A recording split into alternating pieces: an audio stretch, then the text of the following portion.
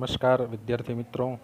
ધોરણ 10 વિજ્ઞાન પ્રકરણ 3 ધાતુઓ અને અધાતુઓ તેના 7મા ભાગની અંદર કેટલાક આપણે પ્રશ્નો વિશે આપણે જોશું. તો એની આપણે શરૂઆત કરીએ. તો સૌપ્રથમ આપણે જોઈશું ગેંગ એટલે શું, ગેંગને દૂર કરવા માટે વપરાતી પદ્ધતિઓ શેના પર આધાર રહેલો છે. ગેંગ એટલે એક અશુદ્ધિઓ.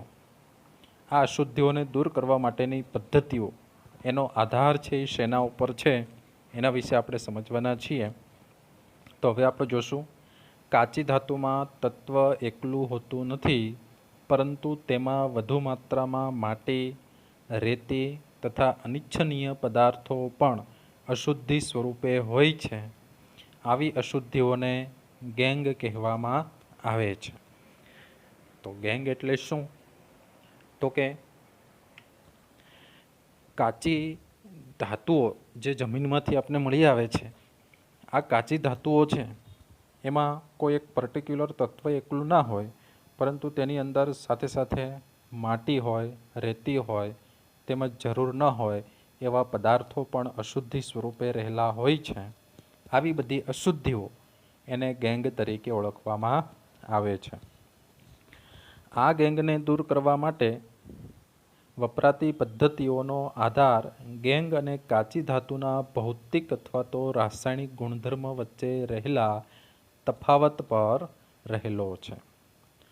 આ જે ગેંગ છે એમાં જે કંઈ અશુદ્ધિઓ છે, આ અશુદ્ધિઓ છે એનો પ્રકાર કેવા પ્રકારનો છે, એના ગુણધર્મો, ભૌતિક ગુણધર્મ છે, એનો પ્રકાર છે કેવા પ્રકારનો છે, એને આધારે ગેંગને દૂર કરવા માટેની પદ્ધતિઓ છે એ વપરાતી હોય છે. દરેક અશુદ્ધિઓને દૂર કરવા માટે એક સરખી પદ્ધતિ હોતી નથી, પરંતુ એની અશુદ્ધિઓના ભૌતિક પ્રકાર કેવા છે, વજનમાં હલકી છે કે વજનમાં ભારે અશુદ્ધિઓ છે, વગેરે જેવા દ્રાવ્ય છે કે અદ્રાવ્ય છે, વગેરે જેવા ઘણા બધા આવા ભૌતિક ગુણધર્મો હોય એને આધારે આપણે એને અશુદ્ધિઓ છે દૂર કરી શકીએ છીએ. ત્યારબાદ હવે બીજા પ્રશ્નની અંદર આપણે જોઈએ તો સક્રિયતા શ્રેણીમાં નીચે રહેલી ધાતુઓનું નિષ્કર્ષણ સમજાવો. સક્રિયતા શ્રેણી જે આપણી રહેલી હોય, આગળ આપણા ભાગની અંદર આપણે શીખી ગયા કે સક્રિયતા શ્રેણી શું છે. આ સક્રિયતા શ્રેણીમાં જે સૌથી નીચે રહેલી ધાતુઓ એટલે કે સૌથી ઓછામાં ઓછી સક્રિય ધાતુઓ છે એનું નિષ્કર્ષણ કેવી રીતે કરવું એને આપણે સમજાવીએ. તો સક્રિયતા શ્રેણીમાં નીચે રહેલી ધાતુઓ ખૂબ જ નિષ્ક્રિય હોય છે, એટલે ખૂબ ઓછી સક્રિય. એમાં કેટલીક ધાતુઓ તો નિષ્ક્રિય હોય છે. આગળ આપણે શ્રેણી જોઈ હતી કે વધારે સક્રિય ધાતુ હોય potassium, sodium, calcium, magnesium, aluminium વગેરે. એમ હાઇડ્રોજન પછીની ધાતુ છે, આ ધાતુ કેવી સક્રિય છે તો કે ખૂબ ઓછી સક્રિય છે. તો એમાં કોપર છે, મર્ક્યુરી છે, સિલ્વર છે, ગોલ્ડ છે. આ રીતે ક્રમમાં આગળ આપણે ચાલીએ તો એમાં જે ગોલ્ડ છે એ તો નિષ્ક્રિય જ છે, સિલ્વર ખૂબ ઓછી સક્રિય ધાતુ છે. તો આ રીતે આ સક્રિયતા શ્રેણીમાં સૌથી નીચે રહેલી ધાતુઓ છે એનું નિષ્કર્ષણ કેવી રીતે કરવું એને આપણે સમજીએ. તો સક્રિયતા શ્રેણીમાં સૌથી નીચે રહેલી ધાતુઓ છે નિષ્ક્રિય હોય છે. આ ધાતુઓના ઓક્સાઇડને માત્ર ગરમ કરી તેનું રિડક્શન થઈ ધાતુ છૂટી પડે છે. ધાતુના ઓક્સાઇડ હોય તો એને આપણે માત્ર ગરમ કરીએ તો ગરમ કરવાથી એનું રિડક્શન થાય છે અને એમાંથી ધાતુ છૂટી પડી જતી હોય છે. એટલે બીજી કોઈ પ્રક્રિયામાં કરવાની જરૂર રહેતી જ નથી, કારણ કે આ ધાતુઓ ખૂબ ઓછી સક્રિય છે અથવા તો નિષ્ક્રિય છે. માટે એને માત્ર ગરમ કરવાથી તેમાંથી ઓક્સિજન છે એ દૂર થઈ અને ધાતુ છે એ છૂટી પડતી હોય છે. ઓક્સિજનનું દૂર થવું એને આપણે રિડક્શન કહીએ છીએ. તો ઉદાહરણ આપણે જોઈએ. દાખલા તરીકે સિન્નાબાર HgH, મર્ક્યુરી સલ્ફાઇડ. આ મર્ક્યુરી સલ્ફાઇડનું બીજું નામ છે સિન્નાબાર. એ મર્ક્યુરીની કાચી ધાતુ છે. મર્ક્યુરીને આપણે પારો પણ કહીએ છીએ. પારો કેવી રીતે મળે તો કે જમીનમાંથી સિન્નાબાર આપણે મળે, એનું શુદ્ધિકરણ કરી એમાંથી પારો આપણે મેળવીએ છીએ. જ્યારે તેને હવામાં ગરમ કરવામાં આવે ત્યારે પ્રથમ તે મર્ક્યુરી ઓક્સાઇડ એટલે કે HgOમાં ફેરવાય છે. આ મર્ક્યુરી સલ્ફાઇડ છે એને જ્યારે આપણે ગરમ કરીએ, હવાની હાજરીમાં ગરમ કરીએ છીએ ત્યારે મર્ક્યુરી ઓક્સાઇડમાં રૂપાંતર થાય છે. એનું સમીકરણ આપણે પહેલાં જોઈ લઈએ. HgS એટલે કે મર્ક્યુરી સલ્ફાઇડ, જેને આપણે સિન્નાબાર કહીએ છીએ, આ મર્ક્યુરી સલ્ફાઇડને હવાની હાજરીમાં એટલે કે ઓક્સિજનની હાજરીમાં જ્યારે આપણે ગરમ કરીએ, ઇટ ગિવ્સ, એમાંથી મર્ક્યુરી ઓક્સાઇડ બને છે અને સાથે અશુદ્ધિ સ્વરૂપે એમાંથી સલ્ફર ડાયોક્સાઇડ દૂર થાય છે. તો હજી આપણે મર્ક્યુરી ધાતુ છૂટી પડી નથી, પણ પહેલાં આ મર્ક્યુરી સલ્ફાઇડનું હવાની હાજરીમાં દહન કરતાં મર્ક્યુરી ઓક્સાઇડ રૂપાંતર પામે છે ને એમાંથી સલ્ફર ડાયોક્સાઇડ દૂર થાય છે. એટલે સમીકરણ આ રીતે બને, HgS મર્ક્યુરી સલ્ફાઇડ એટલે કે સિન્નાબાર પ્લસ O2 એટલે કે હવા ઓક્સિજનની હાજરીમાં ગરમ કરીએ, it gives HgO mercury oxide બને છે પ્લસ SO2 સલ્ફર ડાયોક્સાઇડ એમાં અશુદ્ધિ સ્વરૂપે દૂર થાય છે.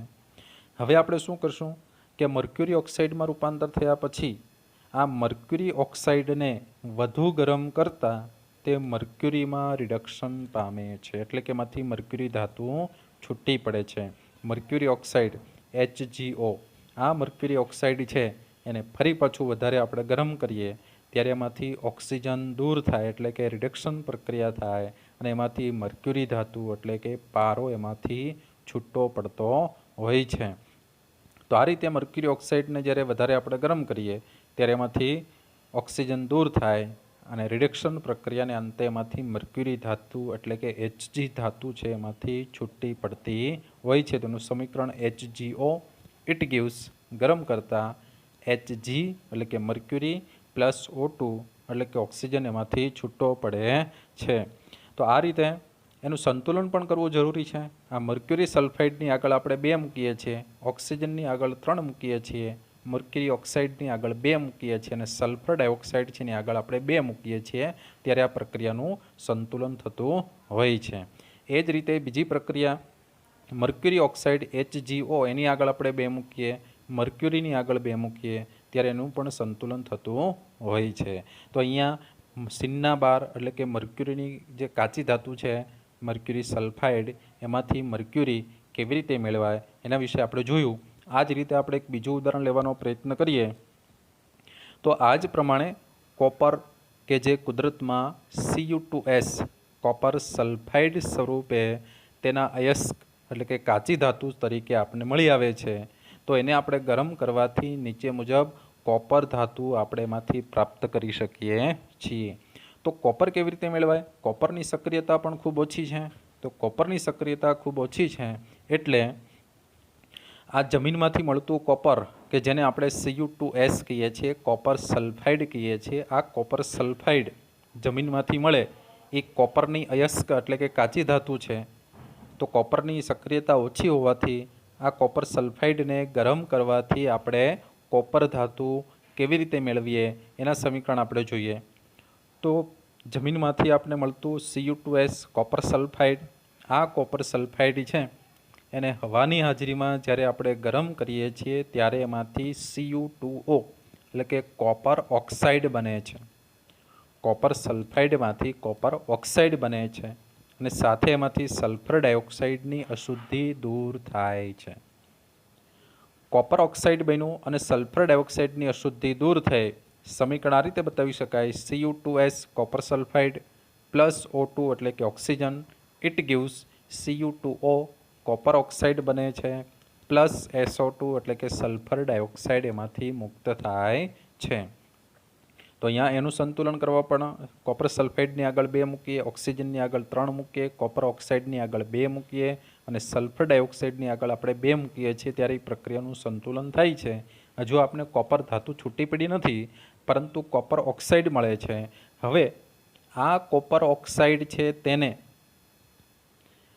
તેની પ્રક્રિયા આપણે કોપર સલ્ફાઇડ, અગાઉ જે આપણે કોપર સલ્ફાઇડ કાચી ધાતુ જે આપણે પૃથ્વીના પેટાળમાંથી મળી હતી એની જ સાથે કોપર ઓક્સાઇડની પ્રક્રિયા કરીએ, એટલે કે કોપર ઓક્સાઇડની કોપર સલ્ફાઇડ સાથે પ્રક્રિયા કરવામાં આવે છે ત્યારે તેમાંથી કોપર ધાતુ છૂટી પડે છે અને સલ્ફર ડાયોક્સાઇડ અશુદ્ધિ એમાંથી દૂર થાય છે. આ રીતે કોપર ધાતુ એમાંથી મેળવી શકાય. એટલે સમીકરણ બતાવી શકીએ Cu2O copper oxide plus Cu2S copper sulphide, આ બંનેને આપણે સાથે ગરમ કરીએ ત્યારે એમાંથી Cu એટલે કે કોપર પ્લસ SO2 એટલે કે સલ્ફર ડાયોક્સાઇડ છૂટું પડે છે. આ સલ્ફર ડાયોક્સાઇડને અશુદ્ધિ સ્વરૂપે આપણે દૂર કરશું ત્યારે આપણે એમાંથી કોપર ધાતુ છૂટી પડે છે અને એનું સંતુલન કરવા માટે કોપર ઓક્સાઇડની આગળ આપણે 2 મૂકશું, જ્યારે કોપર ધાતુ છૂટી પડે છે એની આગળ 6 મૂકશું, એટલે રાસાયણિક પ્રક્રિયા છે એ સંતુલનમાં આવતી હોય છે. તો અહીંયા આપણે જોયું કે જેની સક્રિયતા ઓછી હોય એવી ધાતુઓ છે એનું નિષ્કર્ષણ કેમ કરવું એના વિશે આપણે સમજ્યા. ત્યારબાદ હવે આપણે જોઈએ તો જેની સક્રિયતા કેવી છે, મધ્ય છે, એટલે કે સક્રિયતા શ્રેણીની મધ્યમાં રહેલી ધાતુઓનું નિષ્કર્ષણ સમજાવો. સક્રિયતા શ્રેણીની અંદર વચ્ચેના ભાગે રહેલી હોય એવી ધાતુઓ છે એનું નિષ્કર્ષણ કેમ કરવું, કે એ વધારે સક્રિય પણ હોતી નથી કે ઓછી સક્રિય પણ હોતી નથી, મધ્યમ સક્રિયતા ધરાવતી હોય એવું ધાતુનું નિષ્કર્ષણ કેમ કરવું એના વિશે આપણે સમજીએ. તો સક્રિયતા શ્રેણીની મધ્યમાં રહેલી ધાતુઓ જેવી કે લોખંડ, ઝીંક, સીસુ, કોપર વગેરે મધ્યમ પ્રતિક્રિયાત્મક એટલે કે ઓછી સક્રિય હોય છે, એટલે કે મધ્યમ સક્રિય હોય છે. કઈ ધાતુ? લોખંડ એટલે કે Fe, ઝીંક એટલે કે Zn, સીસુ એટલે કે લેડ એટલે કે Pb, કોપર એટલે કે તાંબુ એટલે કે Cu. આ બધી મધ્યમ પ્રતિક્રિયાત્મક એટલે કે મધ્યમ સક્રિય હોય છે. આ ધાતુઓ સામાન્ય રીતે કુદરતમાં સલ્ફાઇડ અથવા તો કાર્બોનેટ સ્વરૂપે મળી આવે છે. આવી ધાતુ છે મધ્યમ સક્રિય ધરાવતી હોય એવી ધાતુ કુદરતમાંથી આપણે સલ્ફાઇડ સ્વરૂપે અથવા તો કાર્બોનેટ સ્વરૂપે મળી આવે છે. તો આવી ધાતુને તેના સલ્ફાઇડ કે કાર્બોનેટમાંથી મેળવવા કરતાં તેના ઓક્સાઇડમાંથી મેળવવી વધુ સરળ હોય છે. આવી ધાતુ છે એને આપણે એના કાર્બોનેટમાંથી મેળવીએ અથવા તો એના સલ્ફાઇડ સ્વરૂપમાં પૃથ્વીમાંથી મળી છે એમાંથી મેળવીએ એના કરતાં જો પહેલાં આપણે એને ઓક્સાઇડ સ્વરૂપમાં રૂપાંતર કરી દઈએ તો કાર્બોનેટમાંથી ઓક્સાઇડમાં રૂપાંતર થઈ જાય અથવા તો એના સલ્ફાઇડ સ્વરૂપમાંથી ઓક્સાઇડમાં રૂપાંતર થઈ જાય અને ત્યારબાદ આપણે જો એનામાંથી ધાતુ મેળવીએ તો વધારે સરળ રહે છે. તેથી રિડક્શન કરતાં પહેલાં સલ્ફાઇડ કે કાર્બોનેટ સ્વરૂપે રહેલ ધાતુને ઓક્સાઇડ સ્વરૂપમાં ફેરવવી જરૂરી છે. આ ધાતુઓ કાર્બોનેટ સ્વરૂપે હોય કે પછી સલ્ફાઇડ સ્વરૂપે હોય તો એમાંથી એને રૂપાંતર કરી ઓક્સાઇડમાં લાવવામાં આવે છે. ત્યારબાદ એનું રિડક્શન કરી અને પછી એમાંથી ધાતુ છે એ છૂટી પાડવામાં આવે છે. હવે આપણે જોઈએ સલ્ફાઇડયુક્ત કાચી ધાતુને વધુ માત્રામાં હવાની હાજરીમાં સખત ગરમ કરતાં તે ધાતુ ઓક્સાઇડમાં રૂપાંતર પામે. આ પદ્ધતિને ભુંજન કહે છે. તો વિદ્યાર્થી મિત્રો, ઘણીવાર આપણે પ્રશ્ન પૂછાય ભુંજન પ્રક્રિયા એટલે શું, તો અહીંયા આપણે બતાવી શકીએ ભુંજન કોને કહેવાય. એના ઉદાહરણ પણ આપણે જોઈશું સમીકરણ સાથે. તો એમાં જોઈએ સલ્ફાઇડયુક્ત કાચી ધાતુ. અહીંયા આપણે કાર્બોનેટયુક્ત નહીં લઈએ, માત્ર સલ્ફાઇડયુક્ત કાચી ધાતુ લેશું. તો સલ્ફાઇડયુક્ત કાચી ધાતુ છે એને વધુ માત્રામાં હવાની હાજરીમાં એટલે કે વધારે હવાની હાજરીમાં સખત ગરમ કરીએ, ખૂબ ગરમ કરીએ ત્યારે એ સલ્ફાઇડયુક્ત કાચી ધાતુ છે એમાંથી ધાતુ ઓક્સાઇડમાં એટલે કે સલ્ફાઇડ દૂર થાય અને ઓક્સિજન જોડાય એટલે ઓક્સાઇડમાં રૂપાંતર થાય છે. આ પદ્ધતિને ભુંજન કહેવામાં આવે છે. એના ઉદાહરણ આપણે જોઈશું ભુંજનના. પાછળ આપણે આપેલું છે, અહીંયા આપણે પહેલાં લઈ લઈએ કે ભુંજન છે એ કેવા પ્રકારનું છે, પણ ઝીંક માટે બંનેના ઉદાહરણ આપ્યા છે તો આપણે પછી લઈએ. હવે આપણે જોઈએ કેલ્સિનેશન કોને કહેવાય. કાર્બોનેટયુક્ત કાચી ધાતુને મર્યાદિત માત્રામાં હવાની હાજરીમાં સખત ગરમ કરતાં તે ધાતુ ઓક્સાઇડમાં રૂપાંતર થાય. આ પદ્ધતિને કેલ્સિનેશન કહેવાય છે. આપણે જે મધ્યમ સક્રિય ધાતુ છે એ 2 સ્વરૂપે મળતી હતી, એક તો સલ્ફાઇડ સ્વરૂપે અને બીજું કાર્બોનેટ સ્વરૂપે. પણ સલ્ફાઇડ સ્વરૂપે મળે એને વધુ હવામાં વધુ ગરમ કરતાં એ ઓક્સાઇડમાં ફેરવે એને આપણે ભુંજન કીધું. પણ જે કાર્બોનેટ સ્વરૂપે આપણે કાચી ધાતુ મળી છે એને મર્યાદિત હવામાં, ખૂબ ઓછી હવામાં આપણે વધારે ગરમ કરીએ ત્યારે એ પણ ધાતુ ઓક્સાઇડમાં રૂપાંતર થાય છે. આ પદ્ધતિને કેલ્સિનેશન કહેવામાં આવે છે. હવે એના આપણે ઉદાહરણ જોઈશું.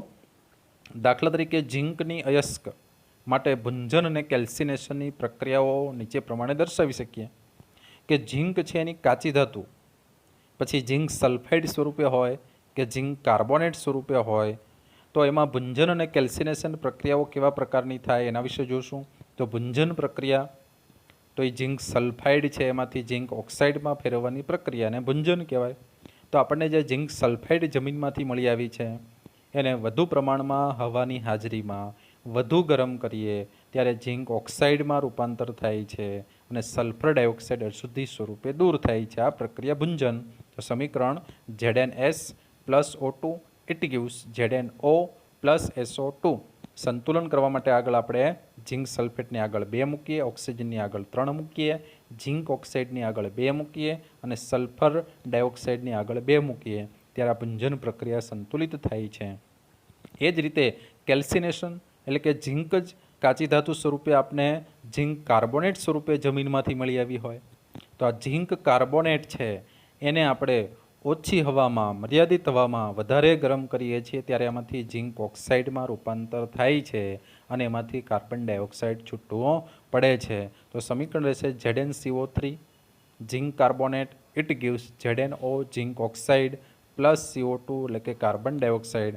આ પ્રક્રિયા છે એ કેલ્સિનેશન પ્રક્રિયા છે. હવે આપણે જોઈએ તો આ ધાતુ ઓક્સાઇડનું કાર્બન કે કોક વડે રિડક્શન કરતાં ધાતુ છૂટી મળે છે. હજી આપણે ઝીંક ધાતુ છૂટી નથી મળી, પરંતુ ઝીંક છે એ ઓક્સાઇડમાં રૂપાંતર પામી. આ ઝીંક ઓક્સાઇડ છે એનું કાર્બન અથવા તો કોક, શુદ્ધ કોલસો એને આપણે કોક પણ કહી શકીએ, કાર્બન પણ કહી શકીએ, એના વડે જ્યારે રિડક્શન કરવામાં આવે છે ત્યારે એમાંથી આપણે ધાતુ છૂટી પડતી હોય છે. હમણાં આપણે ઉદાહરણ જોયું એ જ લઈએ તો ઝીંક ઓક્સાઇડ આપણે મળી ગઈ. આ ઝીંક ઓક્સાઇડનું કાર્બન વડે જ્યારે રિડક્શન કરવામાં આવે છે ત્યારે ઇટ ગિવ્સ રિડક્શન પ્રક્રિયા થઈ ઝીંક ધાતુ એમાંથી છૂટી પડે છે, એટલે કે ઝીંક શુદ્ધ ઝીંક આપણે છૂટું પડ્યું અને આ કાર્બન ઓક્સિજન સાથે જોડાય કાર્બન મોનોક્સાઇડ એટલે કે CO સ્વરૂપે અશુદ્ધિઓ દૂર થાય છે. એટલે સમીકરણ બનશે ZnO plus C it gives Zn plus CO. તો રિડક્શન કરતા તરીકે કાર્બન એટલે કે કોક સિવાય ઘણી વખત વધુ સક્રિય ધાતુઓ જેવી કે સોડિયમ, કેલ્શિયમ, એલ્યુમિનિયમ પણ વપરાતી હોય છે. અહીંયા આપણે રિડક્શન કરતા તરીકે કોનો ઉપયોગ કર્યો તો કે કાર્બનનો ઉપયોગ કર્યો. પણ વિદ્યાર્થી મિત્રો એવું જરૂરી નથી કે રિડક્શન કરતા તરીકે માત્ર કાર્બનનો જ ઉપયોગ થાય. ઘણી વખત વધુ સક્રિય ધાતુ હોય તો એનું રિડક્શન કરવા માટે સોડિયમ, કેલ્શિયમ, એલ્યુમિનિયમ જેવી ધાતુઓ છે એનો પણ ઉપયોગ થતો હોય છે. તો વધુ સક્રિય ધાતુ સોડિયમ, કેલ્શિયમ, એલ્યુમિનિયમ છે, આવી ધાતુને પણ કોક સિવાય આપણે ઉપયોગ કરી શકીએ છીએ. તે નીચી સક્રિયતા ધરાવતી ધાતુઓને તેમના સંયોજનમાંથી વિસ્થાપિત કરે છે. ઓછી સક્રિય ધાતુનું રિડક્શન કરવું છે તો વધુ સક્રિય ધાતુ સોડિયમ, કેલ્શિયમ કે એલ્યુમિનિયમ છે એનો પાવડર પણ વાપરી શકાય છે. દાખલા તરીકે મેંગેનીઝ ડાયોક્સાઇડ, આપણી પાસે મેંગેનીઝ ધાતુ છે એ પ્રમાણમાં ઓછી સક્રિય કહેવાય, જોકે એ સક્રિય છે પરંતુ સોડિયમ, કેલ્શિયમ, એલ્યુમિનિયમની સરખામણીમાં એ ઓછી સક્રિય કહેવાય. એ ઓક્સાઇડ સ્વરૂપે હોય એટલે કે મેંગેનીઝ ડાયોક્સાઇડ છે એમાંથી મેંગેનીઝ ધાતુ આપણે છૂટી પાડવી છે તો એનું રિડક્શન કાર્બન વડે કરવાની કરતાં એલ્યુમિનિયમથી એનું રિડક્શન વધારે સરળ બને છે. એટલે આ મેંગેનીઝ ડાયોક્સાઇડને એલ્યુમિનિયમના ભુક્કા સાથે જ્યારે ગરમ કરવામાં આવે છે ત્યારે નીચે પ્રમાણે પ્રક્રિયા થાય અને મેંગેનીઝ ધાતુ કે જે પ્રમાણમાં ઓછી સક્રિય છે એ ધાતુ એમાંથી છૂટી પડતી હોય છે. એટલે કે મેંગેનીઝ ડાયોક્સાઇડ MnO2 એની એલ્યુમિનિયમ સાથે પ્રક્રિયા થાય, રિડક્શન પ્રક્રિયા, ત્યારે Mn એટલે કે મેંગેનીઝ ધાતુ છૂટી પડે અને એમાંથી એલ્યુમિનિયમ ઓક્સાઇડ અશુદ્ધિ સ્વરૂપે દૂર થાય. એટલે સમીકરણ આ રીતે બનશે MnO2 plus Al it gives Mn plus Al2O3. સંતુલન કરવા માટે મેંગેનીઝ ડાયોક્સાઇડની આગળ 3 મૂકીએ, એલ્યુમિનિયમની આગળ 4 મૂકીએ ત્યારે મેંગેનીઝ ધાતુ છૂટી પડે છે એની આગળ 3 મૂકશું અને એલ્યુમિનિયમ ઓક્સાઇડ Al2O3 એની આગળ આપણે 2 મૂકીએ ત્યારે રાસાયણિક પ્રક્રિયા છે સંતુલનમાં આવતી હોય છે. તો વિદ્યાર્થી મિત્રો આવી ઘણી બધી પ્રક્રિયાઓ છે, આવા ઘણા બધા પ્રશ્નો છે, તો એને આપણે આગળના ભાગની અંદર જોઈશું. આભાર.